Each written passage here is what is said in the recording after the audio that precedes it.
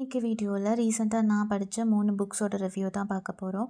First வந்து ஸ்பார்ட்டகஸ். இது என் அண்ணா எனக்கு நல்லாயிருக்கும் படின்னு கொடுத்த புக்கு. இதோட சின்ன ப்ளாட்டை நான் சொல்கிறேன். ஸ்பார்ட்டகஸ் அப்படின்றது யார் அப்படின்னா, ரோமானிய பேரரசின் கீழே அடிமையாக விற்கப்பட்ட ஒரு வீரன் தான்.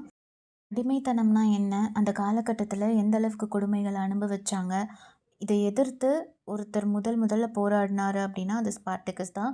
தனக்கு மட்டும் இல்லாமல் மொத்த அடிமைகளுக்காகவும் அவர் போராடியிருப்பார். ஆனால் கடைசியில் அடிமைகளுக்கும் அந்த ரோமானிய பேரரசுடைய படைகளுக்கும் நடந்த சண்டையில் இவர் இறந்து போயிடுறாரு. சக மனித மரியாதை இல்லாத ஒரு வாழ்க்கையை நம்ம வாழக்கூடாது, அதை எதிர்த்து போராடணும் அப்படின்றதுக்கு ஒரு மிகப்பெரிய எடுத்துக்காட்டு தான் ஸ்பார்ட்டகஸ். ஸ்பார்ட்டகஸ் இறந்தப்புறம் அவர் கூட இருந்த அடிமைகளை என்ன பண்ணுறாங்க அப்படின்னா, ஏப்பியன் வே அப்படின்னு சொல்லிட்டு ஒரு ரோமானிய சாலையில் வந்து சிலுவையில் அறையப்படுறாங்க அந்த மீதி இருந்த அடிமைகளெல்லாம். இது எந்த அளவுக்கு ஒரு மிகப்பெரிய கொடுமை, அந்த காலத்தில் ஒரு தண்டனை அப்படின்னா சிலுவையில் அறையப்படுறதா தான் இருந்தது. ஸோ இந்த புக்கு ரொம்பவே ஒரு பெரிய இம்பேக்ட் கொடுக்கும் படித்தா. இந்த புக்கு படித்தவங்களுக்கு கண்டிப்பாக இது ஒரு ஃபேவரட் புக்காக தான் இருக்கும்னு நினைக்கிறேன். ரூட்ஸ் அப்படின்னு சொல்லி ஆலெக்ஸ் ஹேலி எழுதின புக்கு தழுவி எழுதப்பட்ட ஒரு புக் தான் இது. 7 தலைமுறைகள் அப்படின்ற பேரில் இருக்குது.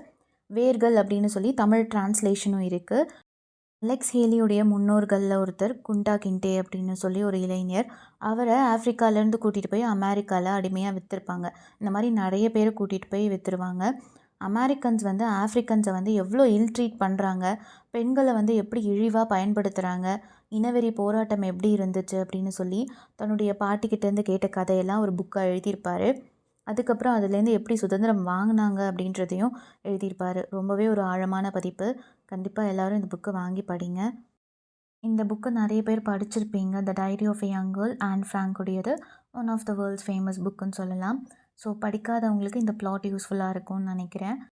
செகண்ட் வேர்ல்டு வார் நடந்துட்டு இருந்த டைமில் ஜெர்மனியில் ஹிட்லருடைய ஆதிக்கம் இருந்திருக்கும்.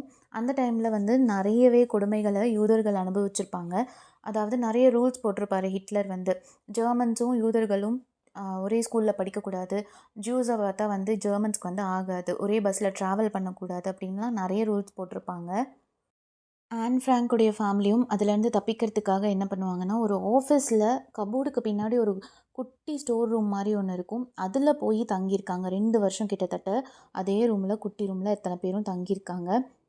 டாக்ஸு, கேட்ஸு தான் நம்மலாம் பெட்டாக வச்சுருப்போம். ஆனால் டைரியை வந்து ஆன் ஃப்ராங்க் வந்து பெட்டாக நினச்சி டெய்லியும் எழுதுகிறாங்க.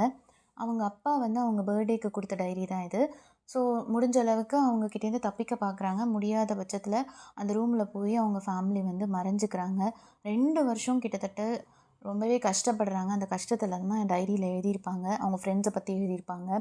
ஸோ ஃபைனலாக வந்து அவங்க அங்கே இருக்கிறத கண்டுபிடிச்சி ஜெர்மன்ஸ் வந்து இவங்கள அரெஸ்ட் பண்ணி கான்சன்ட்ரேஷன் கேம்பில் கொண்டு போய் வச்சிருவாங்க. கான்சன்ட்ரேஷன் கேம்பில் ஸ்டார்வேஷனில் ரொம்பவே உடம்பு சரியாமல் மார்கோட் ஃப்ராங்க், அதாவது ஆன் ஃப்ராங்க்குடைய அக்காவும் ஆன் ஃப்ராங்க்கும் இறந்து போயிடுவாங்க. அவங்க இறந்ததுக்கப்புறம் அவங்க அப்பா அந்த டைரியை வந்து ரிலீஸ் பண்ணுவார். கவர்மெண்ட்டும் அதுக்கு ஹெல்ப் பண்ணுவாங்க. இது வந்து ஒரு மிகப்பெரிய ஆதாரமாக இருந்திருக்கு. ஹிட்லருடைய கொடுமைகள், ஹிட்லருடைய ஆட்சி எந்த அளவுக்கு ரொம்ப கொடூரமாக இருந்தது அப்படின்றது நிறைய பேருக்கு வந்து தெரியாமல் இருந்தது. இந்த புக்கை படித்தப்புறம் தான் நிறைய பேருக்கு தெரிஞ்சுது.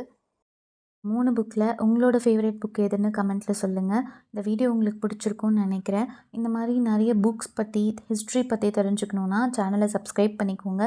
நோட்டிஃபிகேஷன் வரணுன்னா பெல் ஐக்கானையும் கிளிக் பண்ணுங்கள். அப்போ தான் நோட்டிஃபிகேஷன் வரும். தேங்க்ஸ் ஃபார் வாட்சிங்.